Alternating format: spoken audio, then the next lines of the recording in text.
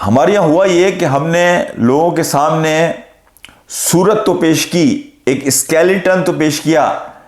لیکن اس کا سبسٹینس لوگوں کے سامنے پیش نہیں کیا۔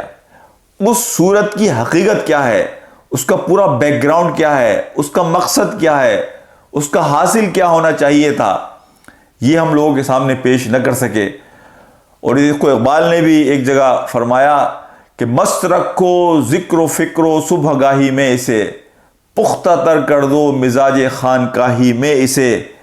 ہے یہی بہتر الہیات میں الجھا رہے،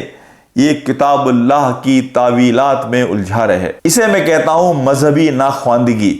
اسے میں کہتا ہوں ریلیجیس الٹریسی، کہ لوگوں کو الجھا کے رکھو۔ یہ مذہبی طبقے نے لوگوں کو الجھا کے رکھا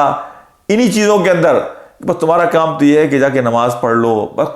قرآن کا تو ترجمہ بھی تمہیں نہیں پڑھنا چاہیے اس لیے کہ تم گمراہ ہو جاؤ گے، بس تمہیں کوئی رہنمائی چاہیے وہ ہم سے حاصل کرو۔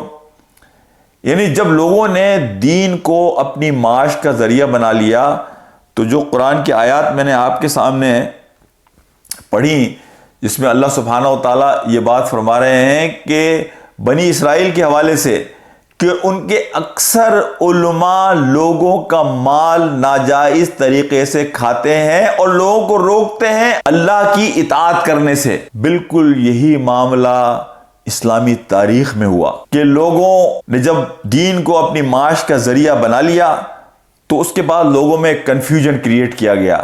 ہر معاملے کے اندر آپ کو فتویٰ مل سکتا ہے، آپ کو سود کے حق میں فتویٰ چاہیے، آپ کو مخلوط زندگی کے بارے میں فتویٰ چاہیے، آپ کو پردے کے خلاف فتویٰ چاہیے، آپ کو جس حوالے سے فتویٰ چاہیے آپ کو ایسے علماء مل جائیں گے، مولوی مل جائیں گے کہ جو آپ کو فتویٰ لکھ کر دے دیں گے۔ ان ساری چیزوں کے نتیجے میں ہوا یہ کہ مسلمان کنفیوز ہوا،